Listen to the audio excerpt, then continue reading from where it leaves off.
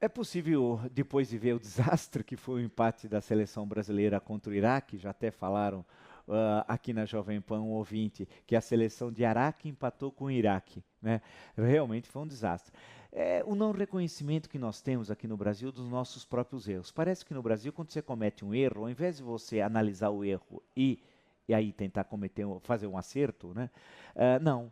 A impressão que dá é que se você comete um erro e repete o erro uma, duas, três vezes, ele vai virar um acerto. Não, ele vira um grande erro.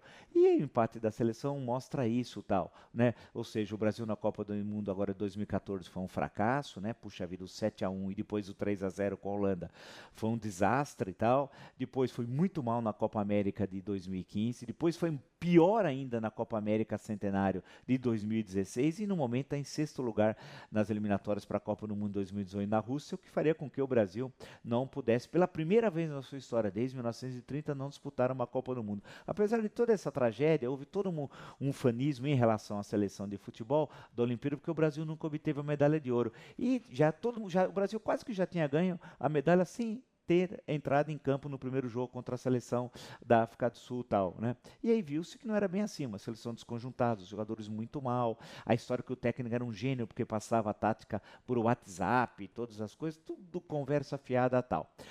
E isso mostra, o futebol é uma espécie de reflexo do que é a política no Brasil. Durante muito tempo, o Brasil nunca reconheceu seus erros, sempre a culpa do nosso fracasso econômico nos anos 30, 40, 50, 60, 70 até 80 do século 20 era do imperialismo americano. Então o sujeito tinha qualquer problema, tropeçava na rua, a culpa era do imperialismo americano. E precisava sempre ter símbolos do imperialismo. O símbolo mais fácil era o ESSO, né? Eram os postos ESSO, a sede da ESSO lá no Rio de Janeiro. Então todo mundo ia protestar em frente à ESSO, que sequer como ESSO hoje existe e tal. Essa é a dificuldade que nós temos. Então nós muitas vezes nós vivíamos no que chamava-se a época de subdesenvolvimento e os Estados Unidos desenvolvido. Então apontava-se que eles só eram desenvolvidos porque nós éramos subdesenvolvidos. Eles viviam, portanto, na nossa exploração, etc. Tal. Isso é uma grande bobagem. Tal. A história mostrou que não era nada disso. E essa é uma dificuldade que nós temos no campo da política, no campo da economia, no campo da organização da sociedade brasileira. A dificuldade de identificar o problema e ver um meio de superá-lo. Ao invés de, ao identificar o problema, dizer que a culpa não é nossa e você transfere a terceiros. Né? No caso dessa visão mais geral, como eu falei anteriormente, era sempre a questão dos Estados Unidos, do imperialismo e tal. Ou algumas explicações que vão ao passado, que diz que a culpa é da herança ibérica, que o Brasil teria supostamente um DNA de corrupção que viria lá do domínio ibérico, que é uma enorme bobagem. A grande questão, para encerrar nosso comentário de hoje, é que o Brasil tem enorme dificuldade de enfrentar os erros. Ao invés de identificar o erro,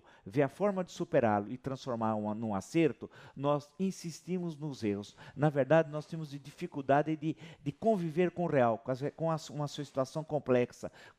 Quando nós temos um problema, nós não queremos enfrentá-lo. Nós achamos que o melhor meio de enfrentá-lo é esquecê-lo ou transformar o problema num acerto. Não, para virar um acerto depende de muita luta, de muita modificação, tanto no campo da economia, como no campo da política, como, para voltar ao início da nossa conversa de hoje, no campo do futebol.